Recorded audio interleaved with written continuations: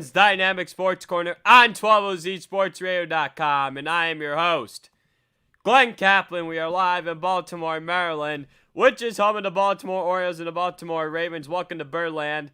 Welcome to the 111th show here on Glenn's Dynamic Sports Corner. Who's excited for today's show? Hope you're all enjoying your week.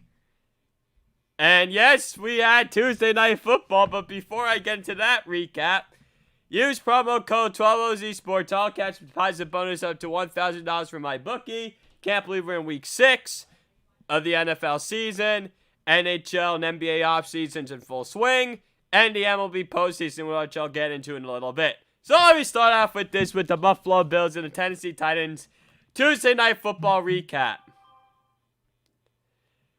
The Buffalo Bills are obviously not a bad team. I predicted the Tennessee Titans will win this game in a one-possession game.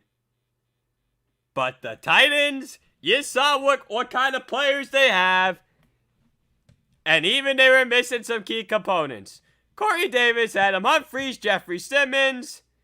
And the list goes on and on with the coronavirus list. And also Christian Fulton. Yet this is a testament to how deep this football team is when you win the game 42-16 in home in front of your fans for the first time this season. And there's a specific reason why. I decided that I think this team's going to be back in the AFC Championship game this year because I knew their AFC South, even though they didn't win the division last year, I think they will this year. That run last year is proven not to be a fluke. This is what happens when you have excellent coaching led by Mike Vrabel, the head coach. Oh, Arthur Smith, the offensive coordinator, who's going to get tons of job offers this year. Oh, isn't it also nice to have a general manager in John Robinson who knows actually to evaluate and scout football players? Geez, I wish the New York Giants had that. Isn't that nice? To be missing players and still be very deep and effective like that.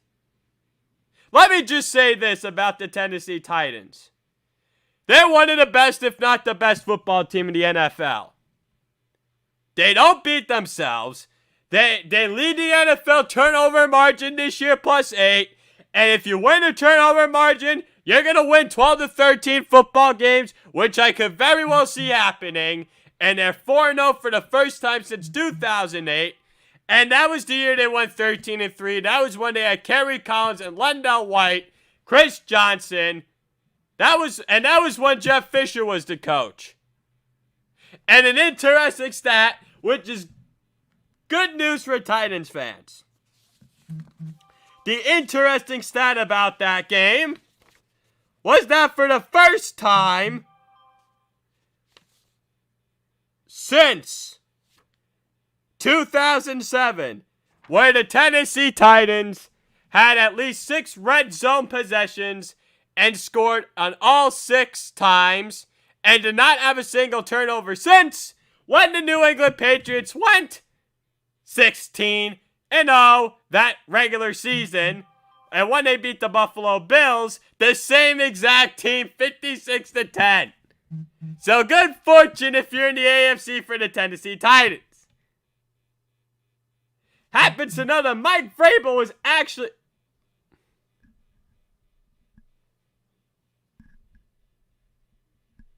Mike Vrabel was actually a very good player on that team. He was on that 2007 team as a linebacker. So Mike Vrabel knows a lot of stuff about winning. And I said this. Did the Houston Texans actually get rid of the wrong coach? Now, this was a few years ago when Vrabel was an assistant. How did they not recognize that Vrabel could have taken over a team? Maybe they should have had this guy coaching and maybe whatever else in Houston. Well, I'm telling you, Tennessee Titans are probably going to run away with the AFC South. And I wouldn't be surprised if they got the number 1 seed. Let's see. The Kansas City Chiefs are going to lose a few more games. They may slip against the Chargers like they did against the Vegas Raiders. I personally think the Chiefs could slip up against Buffalo Bills this week. All right, let's see what else. Oh, yeah. The Baltimore Ravens, Pittsburgh Steelers, and Cleveland Browns will beat the living daylights out of each other in the AFC North, which is going to prevent somebody from getting the 1 seed. And please tell me who in the darn living daylights in the AFC South is going to give a stinking challenge to the Tennessee Titans. The answer is 0. A donut hole, nothing. Happens to be funny because I have a Dunkin' Donuts munchkin right next to me right now. Speaking of donuts, a donut hole is the chance that any team catches the Tennessee Titans for the AFC South crown. 0 chance. Because as far as I'm concerned, that's the only division that could be on wraps early in the season. You're going to tell me anyone else is going to beat them in that division? If you think any other team is going to get yourselves drug tested immediately. Okay? That's where we're at this morning with this. Let's now get to the game stats. So with the Tennessee Titans dominate this game from start to finish against the Buffalo Bills by a final score of 42-16, as I've said, Tennessee was without a bunch of key players like Corey Davis, Adam Humphries, Jeffrey Simmons, Christian Fulton to say the least, along with tight end Michael Pruitt, though nonetheless, this Tennessee Titans team should be taken seriously, and they are easily a top 3 team in the NFL, if not the best and top team in the NFL nonetheless. Ryan Tannehill completed 21 of 28 passes for 195 yards and 3 touchdowns. He also rushed for 42 yards on 4 carries and a touchdown. The Harvey Harnsel of the Tennessee Titans. And let me tell you something of how well this guy's played. Sam Darnold needs to get out of New York before Adam Gase even ruins him even more. I read something this morning that he might be traded at the deadline. Darnold, there was a team in Indianapolis. We'll see about that. Derrick Henry, 57 yards rushing on 19 carries and 2 touchdowns, got 1 pass for 6 yards receiving. Isn't it nice to only get under 100 yards and only 19 carries in a blowout dominant win? Just tells you how scary this team is. Oh yeah, how about them stiff-arming Josh Norman? That stuff was trending all over Twitter. That was like Derrick Henry, 2020. Josh Norman, me. So, Henry mentioned after the game that he does too many curls. Let's see. Jeremy McNichols, 28 yards rushing on 9 carries, 1 pass for 3 yards receiving. Darrington Evans, 12 yards on 2 carries, made a couple nice key pass blocks in the game. And it showed that they can score points with different tailbacks in the backfield. Seems to be very scary, though, nonetheless. A.J. Brown, first game back from injury. 7 passes for 82 yards, receiving a touchdown. Had a 16-yard touchdown reception on the opening drive of the game. Let's see. Jonnu Smith, 5 passes, 41 yards, receiving and 2 touchdowns. Very underrated tight end in the NFL. Not a top 10 tight end, but a very underrated tight end that will get the job done for your football team when asked and called upon. Khalif Raymond, 2 for 26. Anthony Fersker, 3 for 19. And now this was by far the weakest game for Josh Allen this year. And the zone defense, they really didn't play man-to-man because Tennessee's like, let's give up the underneath stuff. Let's not get beat the big play by the Stephon Diggs. So Josh Allen was picked off twice, both by Malcolm Butler, but the first one wasn't his fault because Andre Roberts clearly dropped the pass. And they were missing John Brown. Oh, and they were missing cornerback Tre'Davious White. That was a huge loss in secondary. I'm like, they wouldn't have won the game, but it would have maybe been like 1 or 2 possessions. That wouldn't have been a blowout because teams don't throw to his side. Tannehill with a second guess. Like, he wouldn't have even thrown to his side. Brown would have been covered even more. That's just what I personally feel about that. So, and then Allen got pulled in the final 2 minutes of the game. This is when there was a blowout for mop-up duty. Matt Barkley came in and almost gave up a pick 6 to Jadeveon Clowney. So let's see. Josh Allen, 26 of 41, 263 yards, 2 touchdowns, 2 interceptions, rushed for 18 yards and 4 carries. Matt Barkley, 3 of 5 for 22. TJ Yeldon, 52 yards rushing on 7 carries, 22-yard touchdown reception in the 4th quarter, though nonetheless.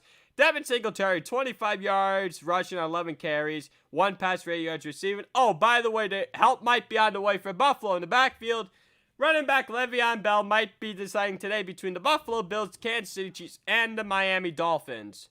So that's for all you Le'Veon Bell fans out there. Okay, they did not have Zach Moss in this game either to the injury, though, nonetheless. Stephon Diggs held in check, 10 receptions for 106 yards receiving. Gabriel Davis, 5 for 58. Cole Beasley, 6 for 53. Roberts, 1 for 16. Knox, 1 for 15. Yes, Stephon Diggs, 10 for 106. We'll see.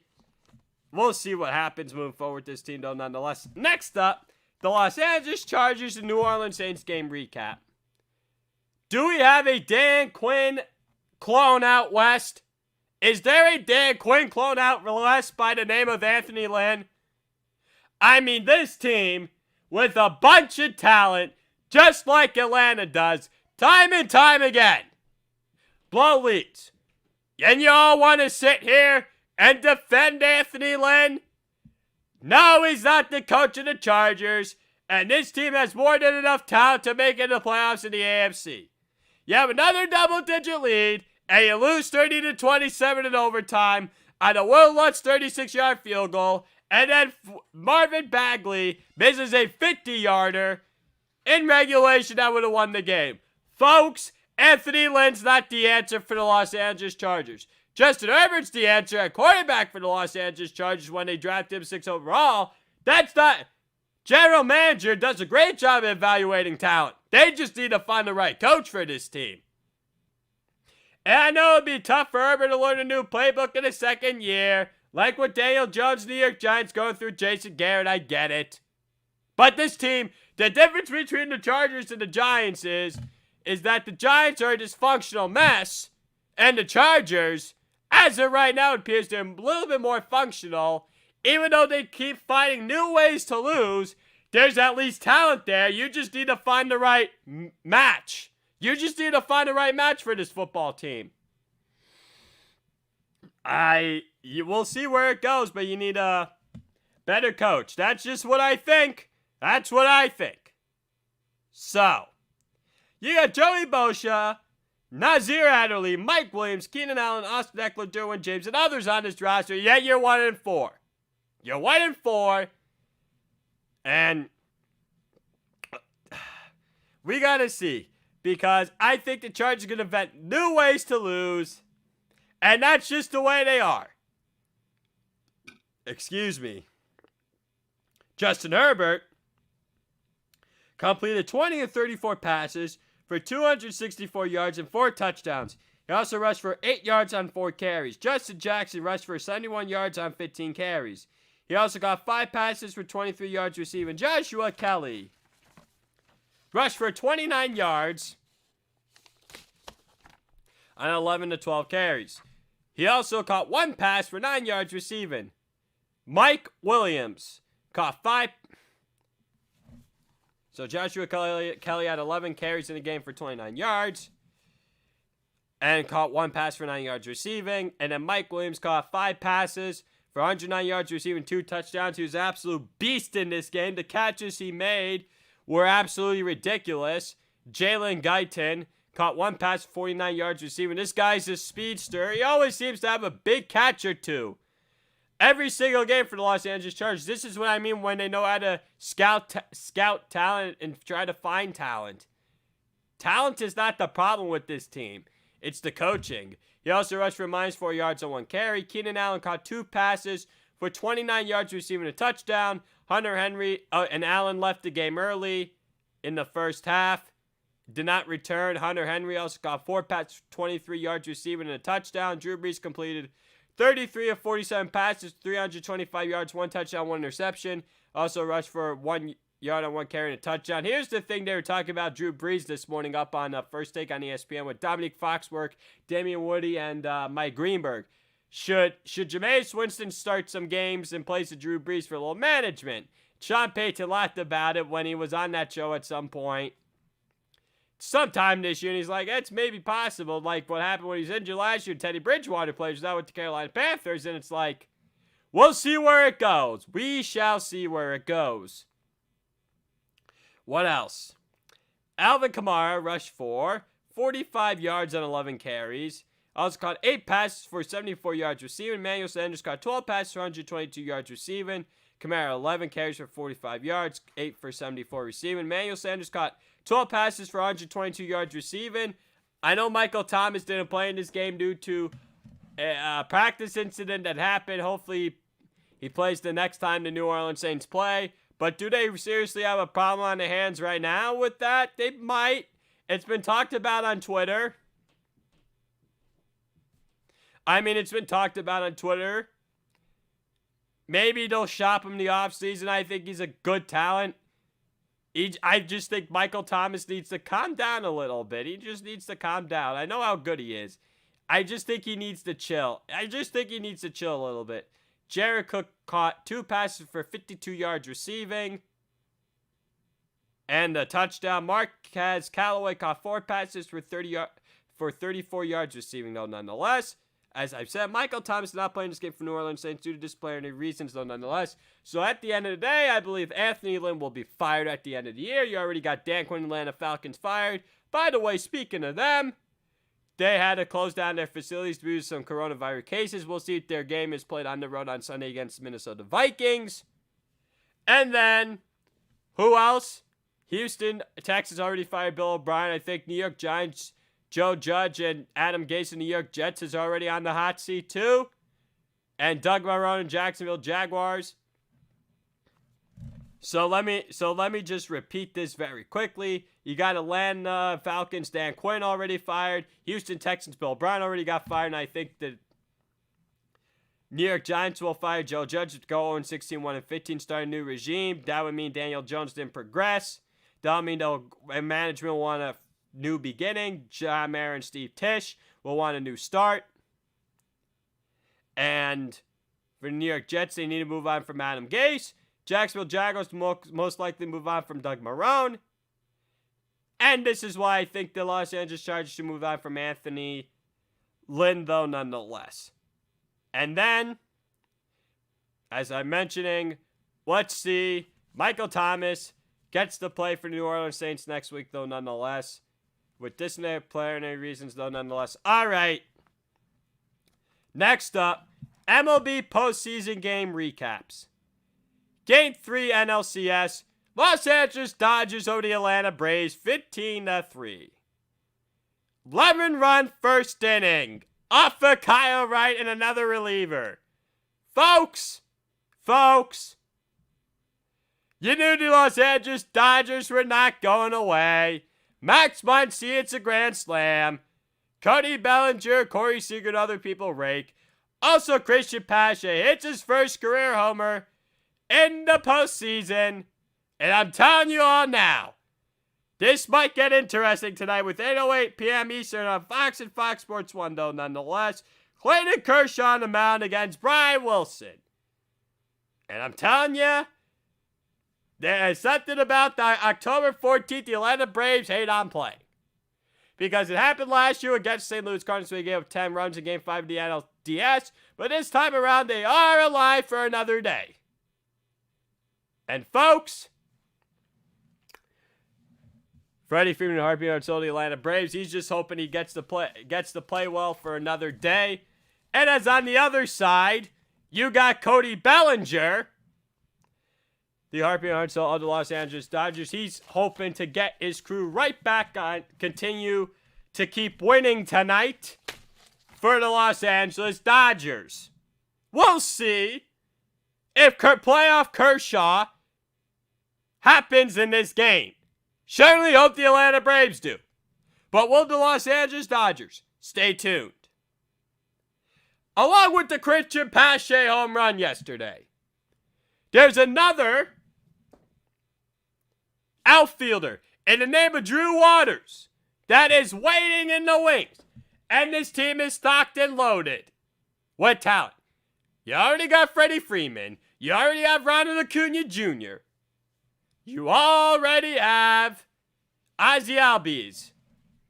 And then on the other side, along with Cody Bellinger, Justin Turner, and Will Smith. But some of those guys have been silent. If the Dodgers win Game 4, oh baby. Oh baby, this is gonna last 7. I picked the Dodgers in 7. We'll see how it winds up going, moving on. In the other series, moving on from the NLCS with the Atlanta Braves leading that series 2-1 over the Los Angeles Dodgers. The Houston Astros defeat the Tampa Bay Rays in Game 4, 4-3 to stave off elimination. Now, I'm not surprised this isn't a sweep. Even though Houston was 29-31, they're too good of a team. They're too good of a team to be, swept. I know there's the talk about the yips with Jose Altuve. Folks, I get it. I get it with the yips, and that's what the manager, Dusty Baker, said. But they had the right guy going on the mound yesterday, Zach Greinke, to calm things down, and it is to be decided what the pitching matchup will be in Game 5 at 5:07 p.m. Eastern tonight on TBS. So, and it may not be a bad thing the Tampa Bay Rays lose at least a game in the series, because it doesn't bode well for teams in the World Series when you sweep either the NLCS or the ALCS. And Randy Arozarena is a complete beast. He continues to hit the long ball, hit a curveball off of Zach Greinke for a 2-run homer in the 4th. And then George Springer hits the go-ahead homer yesterday, and Jose Altuve had a homer and an RBI as well to make up things. And then when Tampa Bay was down 4-2 9th inning, Willie Adames had an RBI double. They had a tying runner on second base or third base. And then, the Houston Astros shut the door to stave off elimination and survive for another day. I wouldn't be surprised if the Houston Astros win Game 5, but this is not getting past Game 6. This is not getting past Game 6. I said the Tampa Bay Rays will win this series in 6, and I'm sticking by it. And I truly believe that the Dodgers can find a way to win this in 7, but both teams, the Atlanta Braves, Los Angeles Dodgers, have bad playoff narratives before, unlike the Tampa Bay Rays and the Houston Astros. The Tampa Bay Rays have only been in the World Series one time in franchise history back in 2008 when they played the Philadelphia Phillies and lost to them in 5 games. Maybe this year will be different if they get to the World Series, but we will stay tuned. But for some reason, I don't think the Houston Astros are going to win the series unless it'll be like the 2004 ALCS when the New York Yankees blew a 3-0 series lead against the Boston Red Sox. And I wish Twitter was around in that time period. I would have so much fun. I would have so much glory over it. I would be, sizzling about it. Because make no mistake about it, it would be great and fantastic. All right? Let's go. Other than baseball, the MLB postseason, I'm just letting you all know that the World Series will begin next Tuesday, October 20th, at Globe Life Field in Arlington, Texas, which happens next to be Jerry's World in Arlington, Texas. So save the date. October 20th is when the World Series will be. October 20th, Tuesday. That's going to be very fun. Moving on, though, nonetheless, only one NHL offseason update. The Vegas Golden Knights have traded defenseman Nate Schmidt to the Vancouver Canucks, and there are some draft pick swaps involved in the deal. And the only NBA offseason update I have in odds is for the 2021 NBA title, and there will be free agency and trades right before. There will be trades allowed right before the NBA draft on November 18th. And at some point down the road, I'll have some of those interesting things. And there was an update that the Minnesota Timberwolves might be looking to trade the number 1 pick for a superstar. I don't know, maybe Ben Simmons of Philadelphia 76ers, or Bradley Beal to Washington Wizards, or Devin Booker to Phoenix Suns, or Klay Thompson to Golden State Warriors. Stay tuned on it. So here are the title odds for next season.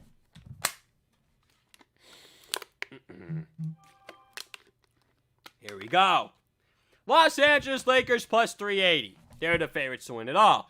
Los Angeles Clippers 460. Milwaukee Bucks plus 640. I don't like their odds. I think they should be lower personally. Boston Celtics plus 1,300. And the Brooklyn Nets too. I love the Brooklyn Nets odds. Boston Celtics, I don't think they're deep enough. Golden State Warriors plus 1,400. I like Golden State a lot, especially if Steph Curry and Klay Thompson could get back healthy next year. Miami plus 1,500. I think they're making a splash for somebody in the offseason. I would keep an eye out on them for making a trade. You keep an eye on it. Giannis Antetokounmpo, Bradley Beal, Victor Oladipo. I would keep an eye on it. Denver Nuggets, Houston Rockets, Toronto Raptors plus 1,600. Denver Nuggets, I think, are up. Denver Nuggets next year might be a 1 seed in the West. Nikola Jokic, Michael Porter Jr., Jamal Murray. Houston Rockets, I think, can go down. I think their ceiling is finished. James Harden and Russell Westbrook will be moved. Toronto Raptors, I think, are a little lower, I like, because you lose Marc Gasol now, too. Despite Nick Nurse being a very good head coach. Dallas Mavericks plus 2,000. I like where they're at now, but if they get another guy to go with Luka Doncic and Kristaps Porzingis, keep an eye on that. Philadelphia 76ers, Portland Trailblazers plus 2,400. I like that a lot for both teams. Utah Jazz plus 2,500, a little lower. New Orleans Pelicans plus 3,000, maybe a little lower. Phoenix Suns plus 3,500. They have them in that range because of what they did, the 8-0 in the bubble. Let's see. Okay. Atlanta Hawks, Chicago Bulls, Indiana Pacers, Memphis Grizzlies, Oklahoma City Thunder, 5,500. I guess Vegas likes what the higher Billy Donovan for Chicago. Trae Young for Atlanta might pop. Indiana is going to take a step back. Memphis might be on the rise with John Moran. And Oklahoma City, I think, is going to go into full rebuild. Minnesota Timberwolves, Cleveland Cavaliers, Detroit Pistons, New York Knicks, Orlando Magic, Sacramento Kings, San Antonio Spurs, Washington Wizards plus 8,000. I will move up the Cleveland Cavaliers and the Sacramento Kings. I think Cleveland next year is going to be better. I like what general manager Kobe Altman's doing. I like some of the young guys they have, Colin Sexton, Kevin Porter Jr. They're going to get a good pick at number 5. I hope they draft the Denny Avdija guy from Tel Aviv Maccabi in Israel. I'm really hoping they take him from Israel because Tel Aviv Maccabi, because I'm telling you, I think if they get an international star like him, I don't know if I want to say Luka Doncic level for the Cleveland Cavaliers, but I trust general manager Kobe Altman to make the right move. I expect them to resign Tristan Thompson and Andre Drummond. And you know what? They might be a playoff team in the East next season. And Sacramento, because I like De'Aaron Fox, a rising superstar at the point guard position in the NBA, and Marvin Bagley. Washington Wizards remains to be seen. Bradley Beal. Harping on all of that basketball team. And you also got John Wall, too, as well.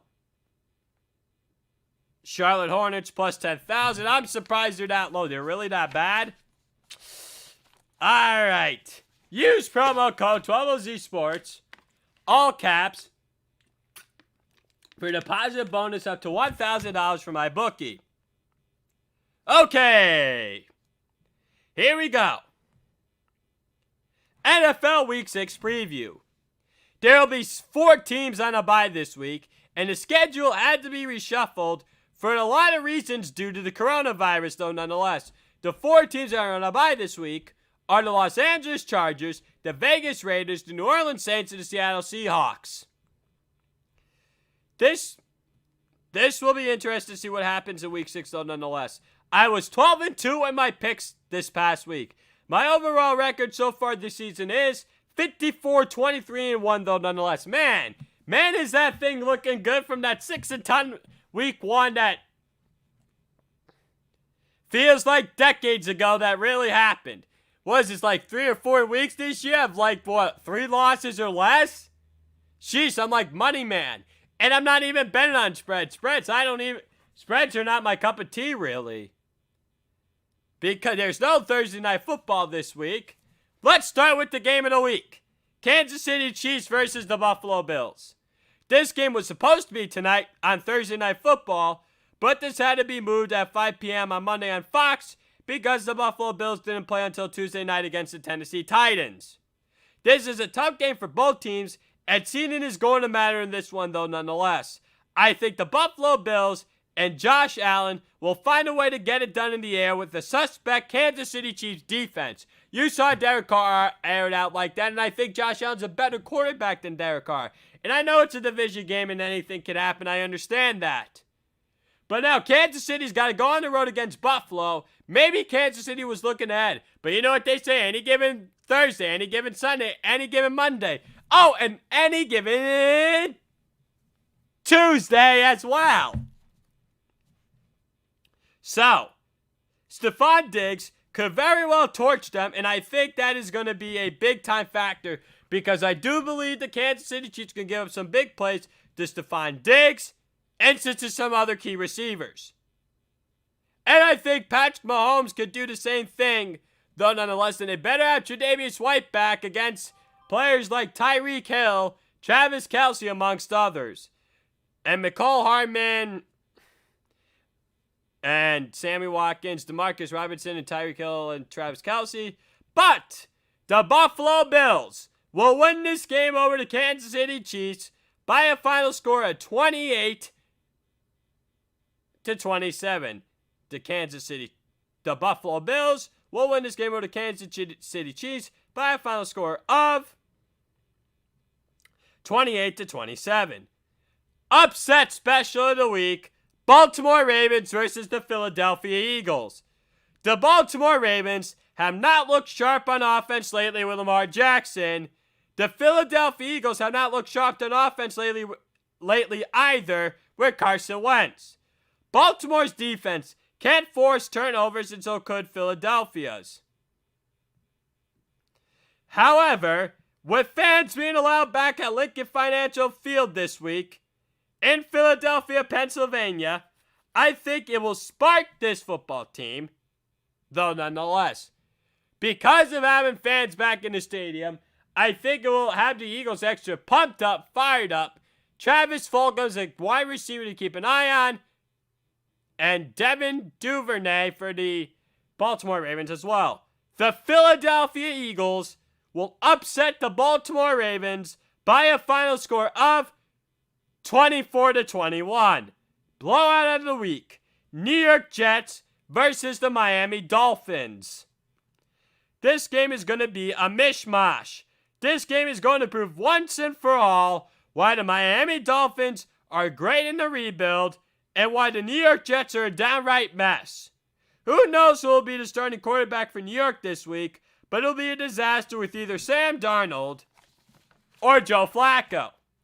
They're looking to trade running back Le'Veon Bell, though, and their only effective offensive weapon is Jamison Crowder, though. Ryan Fitzpatrick, Matt Breida, Devontae Parker, Jordan Howard, and Mike Gesicki will be ready to roll on offense. This defense will force some turnovers, and Brian Flores will reach the 500 mark for the first time in his head coaching tenure. Adam Gase's seat will continue to get hotter by the second and the minute for the Jets, though, nonetheless. The Miami Dolphins will win this game over New York Jets by a final score of 30-10. Denver Broncos versus the New England Patriots. This game was supposed to be in Week 5, but will be played in Week 6 instead this week. It gives both of these teams an extra week to heal, though, nonetheless. Drew Lock could very well play in this game, and so could Cam Newton. That is very well on track to be the quarterback matchup this week. Lock with a shoulder injury and Newton dealing with COVID-19. However, we could get Brett Riper versus Brian Hoyer or Jared Stidham instead. Both of these offenses are inept at best, and we could see some low, ugly football games in this one. Jerry Jeudy and Philip Lindsay will be more effective in this game than Damian Harris and Julian Edelman. Noah Fant and N'Keal Harry could be X factors in this game. That's if Fant plays. though nonetheless. If Cam Newton plays, the New England Patriots will end this game by a final score of 30-16. If he doesn't, then the Denver Broncos will win this game by a final score of 21-10. Ah, yes! Next up, the Cleveland Browns versus the Pittsburgh Steelers. And I almost chose this as my game of the week, until I realized with the no Thursday Night Football, and oh yeah, the Kansas City Chiefs and the Buffalo Bills are playing each other. And you also got the Cleveland Browns and the Pittsburgh Steelers, though nonetheless. This is the biggest regular season game for the Cleveland Browns in years. They are 4-1 to start the season, and the Pittsburgh Steelers are 4-0 to start the season. For some strange reason, the winner of this game will be in first place in the AFC North because I think the Baltimore Ravens will lose to the Philadelphia Eagles this coming Sunday afternoon, though nonetheless. Cleveland has a very good identity under head coach Kevin Stefanski, and Pittsburgh has a very good identity under head coach Mike Tomlin. Baker Mayfield and Ben Roethlisberger will look to protect the ball in this game as well. Chase Claypool, James Washington, and Juju Smith-Schuster versus Odell Beckham Jr., Jarvis Landry, and Rashad Higgins at the wide receiver position. We will see what happens in the ground game, though, nonetheless. Myles Garrett and TJ Watt will be starting defense. Garrett for the Browns and Watt for the Steelers. Now, I cannot wait for Myles Garrett to absolutely wreak havoc in this game. He wants revenge on what happened last year. I know they won the game when he hit Mason Rudolph in the helmet, and that's what led him to be suspended the rest of the year. And this is going to be a very fun game. It's going to be a nasty game, too. I'm just telling you, it's going to be very nasty between the Cleveland Browns and Pittsburgh Steelers, but I think the Browns have the right coach in Stefanski to keep them in line in the same deal here with the Steelers with Tomlin. So, Dearness Johnson and Kareem Hunt on the ground versus James Conner and Anthony McFarland, though nonetheless. Nick Chubb is out, and Benny Snell Jr. could be another X factor in this football game, though nonetheless. The Pittsburgh Steelers will squeak out a victory against the Cleveland Browns by a final score of 28-27. Houston Texans versus the Tennessee Titans. The Houston Texans finally got a win in the win column, and Deshaun Watson company will be reminded why they are bottom feeders in the AFC South against Ryan Tannehill and the Tennessee Titans. Derrick Henry will frustrate the Houston Texans defense, and A.J. Brown and others will have the big play. The Tennessee Titans will win this game easily over the Houston Texans by a final score of 28-13. The Washington football team versus the New York Giants. This is going to be an ugly and brutal game. The New York Giants open up this game as minus 3.5 point favorites, but I feel like they are favorites to get the number one pick moving forward. The Washington football team has a defense led by Chase Young, who will let the life of Daniel Jones continue to get more frustrating. The Kyle Allen era will be a field day against an improved New York Giants defense, but there's no skill players on the offensive side of the ball for either side. Darius Slayton is the top target for the New York Giants, and Terry McLaurin is the top target for the Washington football team. Though nonetheless, this will be an ugly NFC East football game between Washington and New York. Ron Rivera is changing the culture down there, whether we see it or not, and Joe Judge's seat will continue to get hotter and hotter, so will general manager Dave Gettleman's, though nonetheless. Rivera has tremendous respect for the New York Giants, and Gettleman wants to be shunned over the whole Rivera thing, and that's why he hired Joe Judge. And then, in this football game, the Washington football team will win this game over the New York Giants by a final score of 20-13. The Washington football team will win this game with the New York Giants by a final score of 20-13. Detroit Lions versus the Jacksonville Jaguars. This is going to be another ugly game, and the Detroit Lions open up as minus 3.5 favorites as well. I am not into sports betting, but it'll be interesting to see what happens.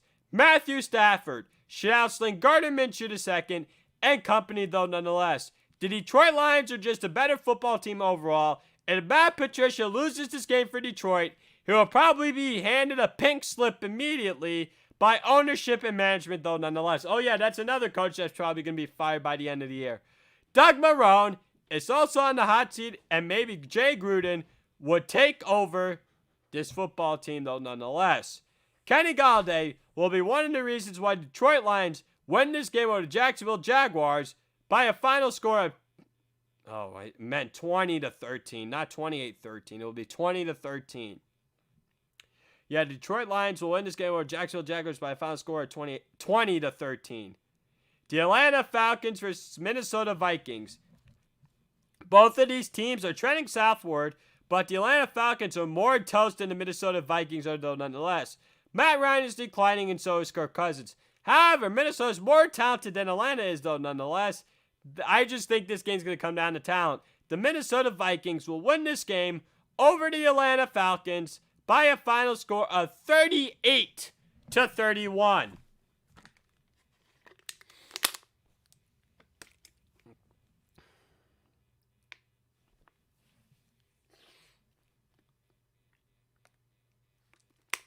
Chicago Bears versus the Carolina Panthers. The Chicago Bears are a better team than the Carolina Panthers are. Chicago's thinking playoffs, and so is Carolina, but the Bears have higher expectations than Carolina does this season. Nick Foles and Teddy Bridgewater are game managers for each team respectively, and it is working. Allen Robinson II, David Montgomery, and Darnell Mooney are key components to the Chicago offense.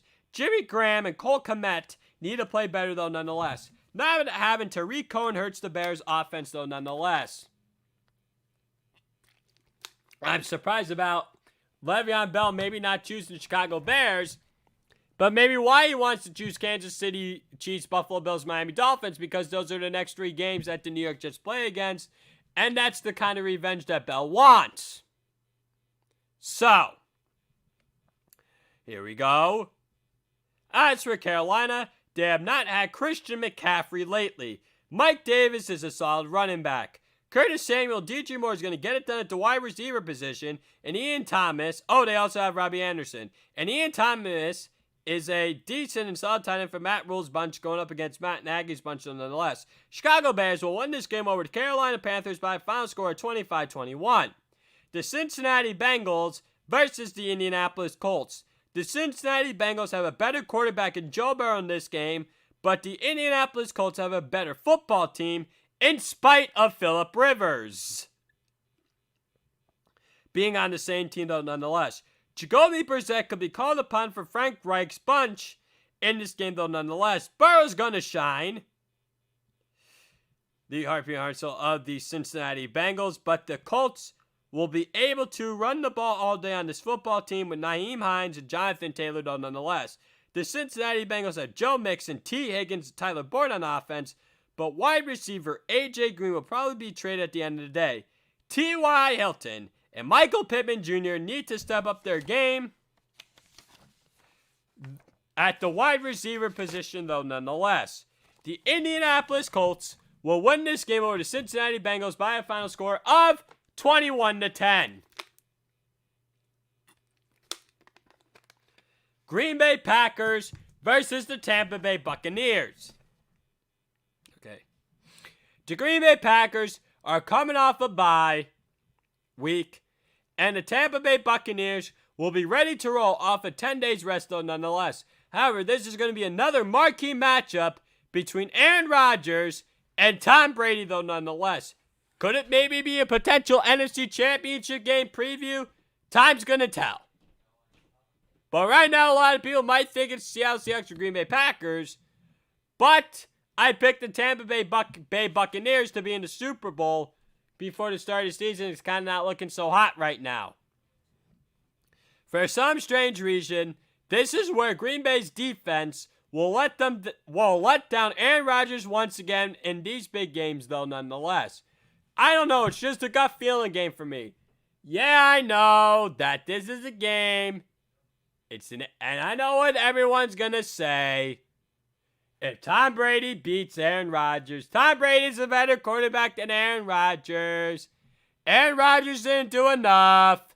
Da-da-da. Do we not realize how much better defenses Tom Brady has had over the years than Aaron Rodgers? If Aaron Rodgers had half of those New England Patriots defenses, he would have 3 Super Bowls. You can marquee guarantee that. And I do question Aaron Rodgers' leaderships at various moments, and I always will. But to sit here and say that the defense has not let him down in big games, you're just blind and have not watched football, okay? That's what it comes down to. I truly believe, for some strange reason, the Green Bay Packers defense is going to be a big-time letdown against Tampa Bay Buccaneers, and that defense is very underrated. Vita V is a very key component to the Buccaneers defense with Todd Bowles' group.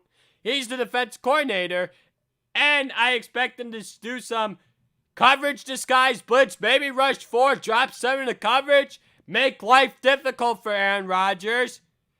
And we'll see what the Green Bay Packers might do the same. But the thing to keep an eye on, if the Green Bay Packers win the line of scrimmage, I believe they'll win. But for some strange reason, I feel like this is a letdown. And I don't know why. The Tampa Bay Buccaneers will win this game on a last-second field goal against the Green Bay Packers by a final score of 24-21. Los Angeles Rams versus the San Francisco 49ers. This is a huge and monster Sunday night football game. The Los Angeles Rams want to keep burying the San Francisco 49ers in the NFC West basement, and San Francisco wants to get back into the race, though, nonetheless. Jared Goff is going to outplay Jimmy Garoppolo, and Sean McVay is going to get his gold coaching star back against Kyle Shanahan. Aaron Donald will be a problem on the defensive line for the Los Angeles Rams and a nightmare for the San Francisco 49ers offensive line, and vice versa when it comes to Arik Armstead for the San Francisco 49ers defensive line, Los Angeles Rams offensive line, though, nonetheless. However, I like how both of these football teams use a running back by committee system. Well, it's working for the Los Angeles Rams ever since they get rid of Todd Gurley. And now it's not working with the Atlanta Falcons. And now the same deal with the San Francisco 49ers. There's a running back by committee system there. Even though they got rid of Matt Breida in the offseason.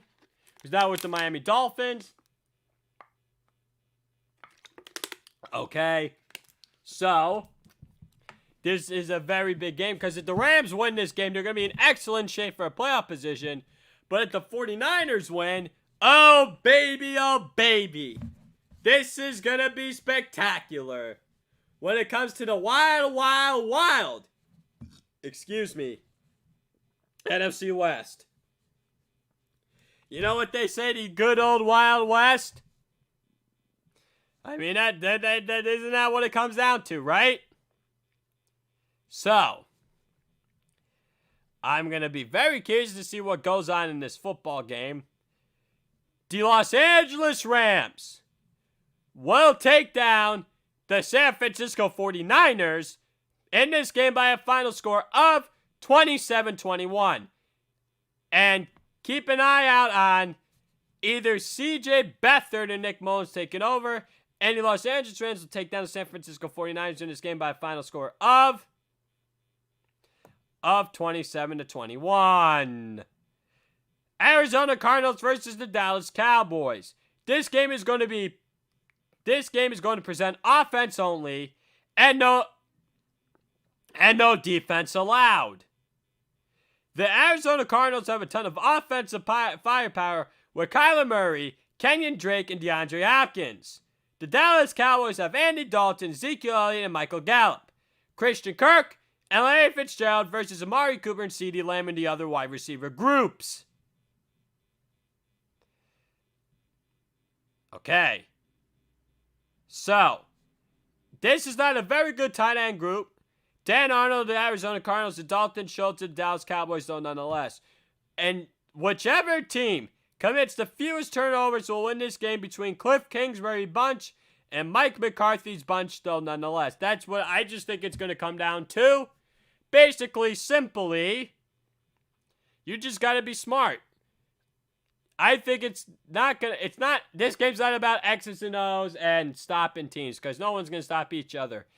I just think it's going to come down to commit. I just think it's more of a protect the football game more than anything else. That's how I feel. You really all want to know the final score, what this game's going to be? In your heads, take a guess for a split second what it's going to be before I tell you it. Okay, so the final score in this game, the Dallas Cowboys will win this game for Dak Prescott once again over the Arizona Cardinals by a final score of 49-45. Let me say that again in this split second.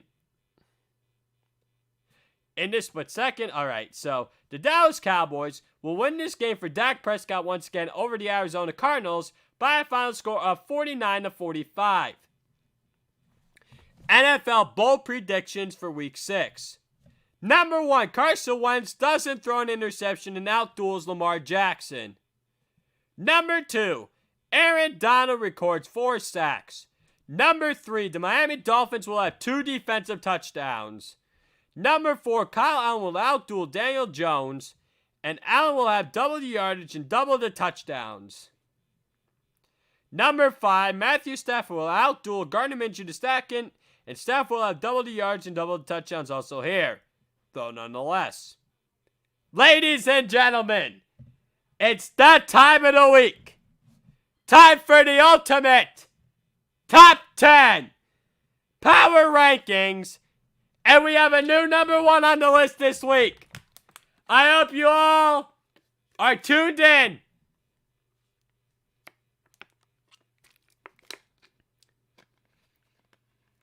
And ready to listen to what I have to say about my new top 10 teams this week. Here we go. The number 10 team in the NFL, the Chicago Bears, who were not ranked last week. The Chicago Bears, they have a legitimate defense. You have Kyle Fuller, Roquan Smith, and Khalil Mack. And if you get average quarterback play, this team's going to win a bunch of games and could potentially win the NFC North, remains to be seen. Number 9, the Cleveland Browns, who were ranked number 10 last week. Baker Mayfield's doing more than enough to win. They have a consistent running game. They're forcing turnovers. And Kevin Stefanski has this team playing disciplined football. And that's what you need moving forward. And if they win this Sunday, then I like their chances to make the playoffs. As of right now, it's like at a 76.4% chance of making the playoffs. But then yet again, it's Cleveland Browns, so we'll see. Number 8, the Buffalo Bills. They're still a good football team. I know they got obliterated by the Tennessee Titans. But you still got Josh Allen and John Brown. Tre'Davious White needs to come back. Well coached by Sean McDermott. This is top 10 team. They're the best team in the AFC North. And I don't expect them to get blown out again this season. I couldn't agree more with Fox Sports 1 or the Her Colin Coward on this take. Number 7, the Los Angeles Rams, who was ranked number 9 last week. Got Jared Goff, a solid running back by committee system. Aaron Donald, very underrated defensively. I mean, they don't have a lot of superstars on that defense other than Aaron Donald. But folks, this defense is underrated, gets the job done. They don't commit a lot. It doesn't seem like this team commits a lot of penalties. Jared Goff is doing more good than bad. I mean, Malcolm Brunn, Darrell Henderson, Cam Akers in the backfield. And you also got solid wide receivers. Cooper Kupp, slot receiver, can play on the outside too. Robert Woods, Van Jefferson. I mean, it's a very good football team. They're ranked number 9 last week. Number 6. Before I get to number 6, Aaron Donald is just a beast. Number 6, the Seattle Seahawks. They had the worst defense in the league. But they're in the top 10 because number 1, they're undefeated at 5-0. Number 2, they got Russell Wilson, who's probably the MVP candidate of the 2020 season so far, and I predicted that right before the NFL season would begin.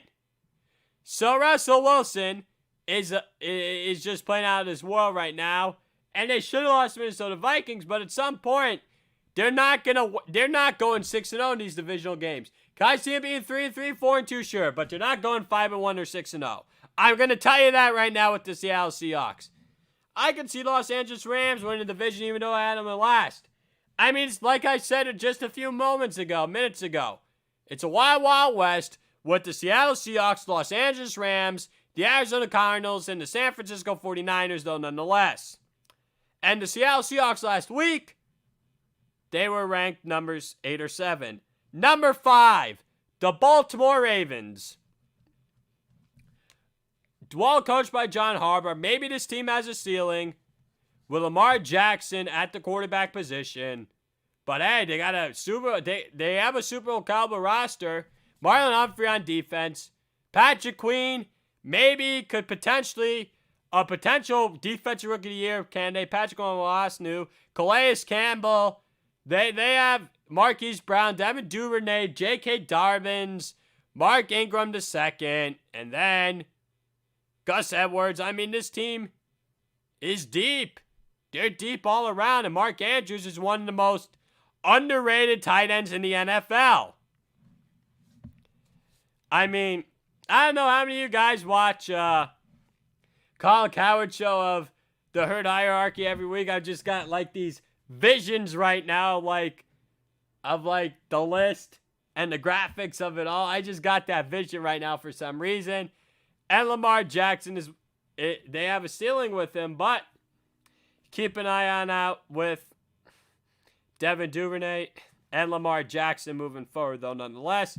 Number 4, the Pittsburgh Steelers. Very good defense. They're still undefeated at 4-0. You got T.J. Watt, Bud Dupree, Cameron Hayward, this team, and Ben Roethlisberger doing just enough. You got Chase Claypool, James Washington, Juju Smith-Schuster, all over the place. And then, number 3, the Kansas City Chiefs. This team is very good. Even with the loss against Las Vegas Raiders, there's a little surprise. I mean, it's a little bit of a surprise, but they're still very good, led by Patrick Mahomes. Number 2, the Green Bay Packers.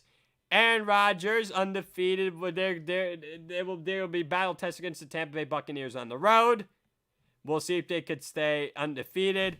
And the new number 1 team on the Glenn Kaplan Top 10 rankings, the Tennessee Titans, are the number 1 team in this week's power rankings.